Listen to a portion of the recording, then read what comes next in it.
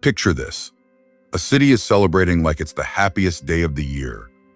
Horses are racing, arrows are flying, champions are wrestling. Children are laughing, drums are beating, and the streets are so packed you can't even walk. It looks like peace has finally arrived. But here's the twist. This celebration isn't for entertainment. It's a warning. Because beyond the horizon, a monster is waking up, and it's coming for everything the Muslims have built. And the scariest part, most people don't even realize the enemy is already moving. Now, before we jump in, quick favor. If you enjoy powerful Islamic history stories told like real scenes you can feel, do 3 things right now. Hit like, share this video with one friend who loves history, and comment where you're watching from. Seriously, comments help this channel more than people realize. And sharing helps us beat the algorithm so these stories reach more people. Subscribe too, and turn on the bell so you don't miss the next episode on Islamic Conquests. And don't rush, stay with me. Because within the next minute, you'll see why this festival in Medina wasn't just excitement. It was the calm before a storm.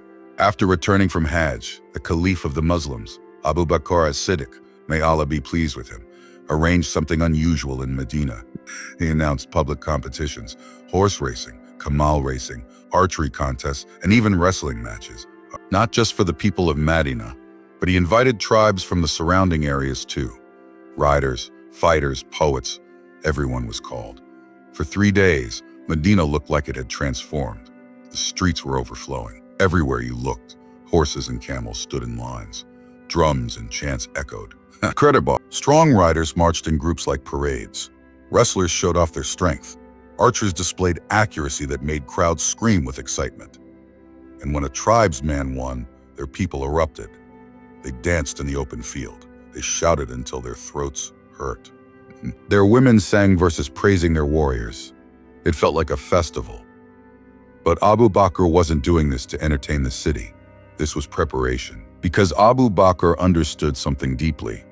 If the Ummah was going to face the Roman Empire, the hearts of people had to be ready before their swords.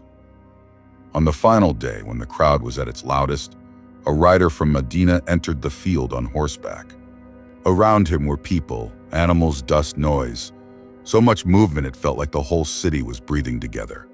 The rider raised his voice so high it cut through everything. "O people of Muhammad, peace be upon him. By Allah, no one can humiliate you. Today you have seen your strength with your own eyes. Which enemy can stand in front of you?" The people shouted back, fired up, hungry for more. He continued, "Of the strength you tested against each other. Now it is time to show it against the enemy. The enemy is coming toward you. Look at your land. Look at your families. Look at your mothers and wives who feed your children. Look at your young daughters in your homes. Will you wait until the enemy falls upon you while you sleep?" And then someone yelled, "Who is this enemy? Tell us." The rider answered with one word that changed the air in Medina: "The Romans." He said the Romans were sitting in Sham in Syria, like a giant on a throne. Their army was larger, their weapons were better, their discipline was famous. But then he said something even more powerful. "They cannot handle your strike if your hearts are alive." A man shouted from the crowd, "Who will take us to that battlefield?" The rider replied, "The people of Medina will lead you. Look at those men who have been fighting for years, who have bled, who have buried friends in the sand. They didn't even have time to miss their children. They crushed the fire worshippers of Persia. Now only the Romans remain. But our mujahideen are spread out. They cannot reach every place instantly. Will you, the people of honor and courage, not rush to help your brothers?" That was the real purpose. This entire festival was a recruitment call wrapped in excitement. The tribes that had come, especially their women, began urging their men, pushing them with words that hit harder than swords. Don't be the one who stayed behind while others defended Islam. And by the end of these days, many men stepped forward and joined the Muslim army. Islam had become the dominant faith in Arabia, and the chaos of earlier rebellions had been crushed. The state was stable again. Now it could face something bigger. Then Abu Bakr sent letters, not only to tribes near Medina, but far away, especially Yemen. In that message, he reminded them, jihad becomes an obligation when a powerful enemy threatens the Muslims. Whether you are in hardship or ease, whether you have little or much, you come forward with your wealth and your lives. Messengers gathered people in multiple places, reading the caliph's call aloud. And it worked. Leaders from Yemen and other regions prepared fighters and arrived in Medina in groups, each group proud, armed and ready. Horses, camels, spears, swords, bows. Some even brought huge supplies of arrows. Soon, what formed in Medina was not a small raiding party. It was a major force. Now Abu Bakr did something important. He didn't accept everyone blindly. He inspected the men carefully, checking health, checking intention, making sure they were not forced. And he also investigated something sensitive. Some people had previously fought with the apostates during the wars of Ridda. They had accepted Islam again, but trust had to be earned. Those suspected of betrayal were removed from the army. After screening, Abu Bakr arranged the army into 4 main divisions. Each division had around 7,000 men, making a total of about 28,000. Many historians mention around 30,000, but the organized structure stayed the same. 4 commanders were appointed: Ammar ibn al-As, Yazid ibn Abi Sufyan, Shurabil ibn Hassana, and Abu Ubaidah ibn al-Jarrah. These men trained the army for large-scale battle, how to hold formation, how to communicate, how to stay disciplined when chaos hits. Then came the marching orders. Each division would move towards Sham, but to different routes and locations, so they could cover more ground and avoid being trapped altogether. They were told, if you face a major enemy, call each other for help. And if all 4 divisions need to unite, Abu Ubaidah will lead the combined army. When the day of departure arrived, something emotional happened. The people of Medina came out, women, children, elderly. Some stood on rooftops waving. Some raised their hands in dua. Some old men cried because they were too weak to join. Yazid ibn Abi Sufyan rode at the front of his division, and behind him, walking on foot, was Abu Bakr as-Siddiq himself, the Caliph of the Muslims, walking beside the soldiers. Yazid kept insisting, "Please return, O Caliph." But Abu Bakr kept walking. When Yazid tried again, Abu Bakr stopped and said words that cut deep. "By Allah, if you don't return, I will not take another step forward." Then Abu Bakr explained why he walked. He said the Prophet, peace be upon him, used to accompany departing armies for a distance, give them advice, and make dua for them. Abu Bakr refused to abandon that sunnah, and so he walked with them for miles. Dust rose around their feet. He gave Yazid a set of rules that sound like a code of honor. He said, don't be harsh with your men. If you're unsure, consult your officers. Don't betray. Don't be unjust. Don't mutilate. Don't kill women, children, or the elderly. Don't destroy animals except for food. Don't harm monks and people devoted to worship. Leave them in their places. And he warned them, you will meet people with shaved heads in the middle. Those are hardened fighters. Deal with them like enemies on the battlefield if they fight you. Then he made dua, may Allah grant you victory and protection. The army moved forward, and Medina went quiet.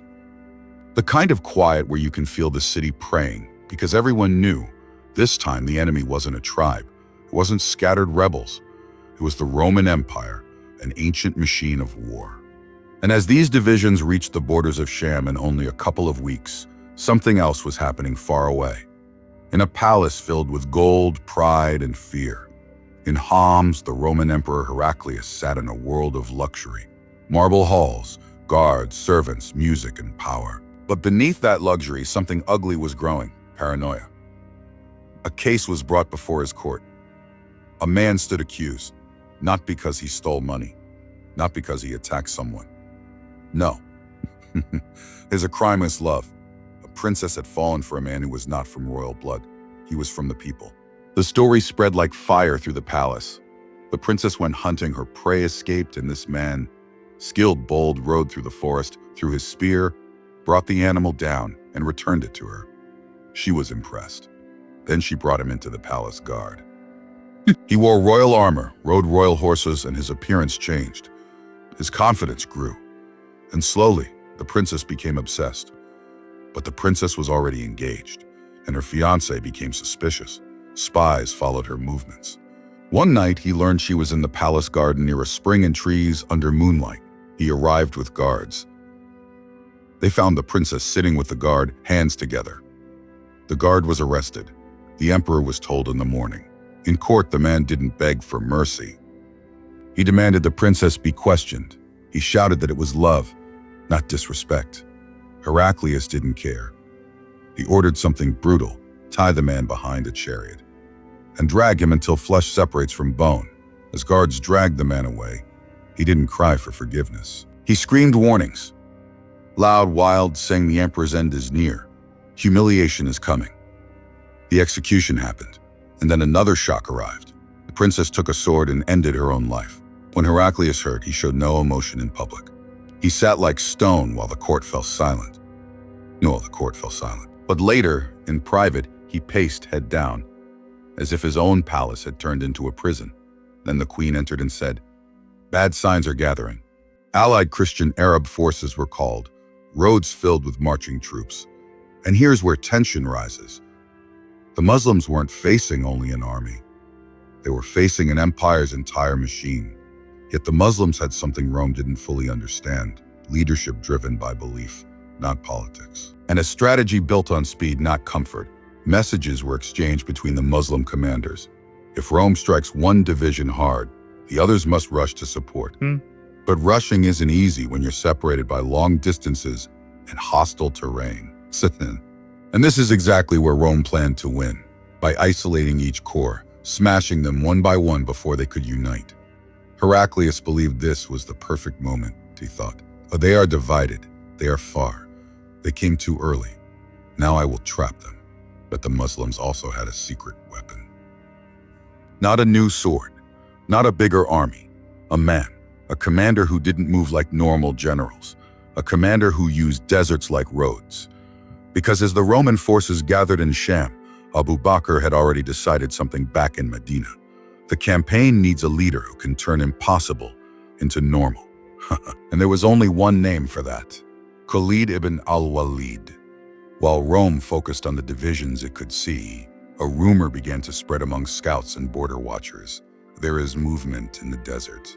But how? That desert was known for deadly stretches with little water, confusing dunes, and routes that kill armies. Even bandits avoid those paths. Rumor wouldn't die.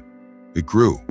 And if you listen closely, you can almost feel the fear behind Roman walls. Because they remembered one thing. Whenever Khalid appears, the battlefield changes. And now, the biggest question becomes the hook that pulls you forward. Will Khalid arrive in time before Rome crushes the separated Muslim core? And if he does arrive, where will he appear from? Because the desert has many doors, but only one man was bold enough to use them. In Homs, Heraclius doubled down. He demanded readiness day and night. He ordered commanders not to treat these Muslims like raiders, but like a real enemy. He remembered Persia's fall, and he refused to become the next empire in history that collapses because it laughed too early. Meanwhile, Muslim commanders in Sham faced the pressure of time. They had to be ready to unite fast. They had to guard supply lines. They had to keep morale high while hearing the rumors of massive Roman formations approaching. And here's what makes this moment so cinematic. Both sides are preparing for a collision, but only one side truly knows what is coming. Because Khalid ibn al-Walid wasn't just marching. He understood something simple. If you arrive by normal roads, Rome sees you. They prepare, they block you, they choose the battlefield. But if you arrive through the route no one expects, you choose the battlefield. You break their confidence before the first sword even swings. So the desert becomes more than a landscape, it becomes a weapon. Now imagine what that does to an empire's psychology. Rome has maps, forts, patrols, and spies, but the desert is a blind spot. And when an army walks out of a blind spot, it feels like the earth itself betrayed you. This is why later, historians would describe the arrival of Khalid like a shockwave, like a force that appeared rather than it traveled. Heraclius wanted to crush Islam so no one would speak its name. But in trying to erase it, he was about to create a moment that would make Islamic history impossible to ignore. And that's where this episode lands. On the edge of a storm, with Rome gathering its weight and Khalid moving like a blade through silence. Now I want to ask you something. What do you think is more powerful in war? Bigger numbers, better weapons, or speed and belief? Drop your answer in the comments. I want to read your thoughts. And if you enjoyed this storytelling style, please like the video, share it with a friend, and subscribe to Islamic Conquests. Sharing helps more than anything, because it tells the algorithm this content deserves to be pushed. And stay ready, because the next part of this story is where the desert opens, and Rome realizes the truth too late.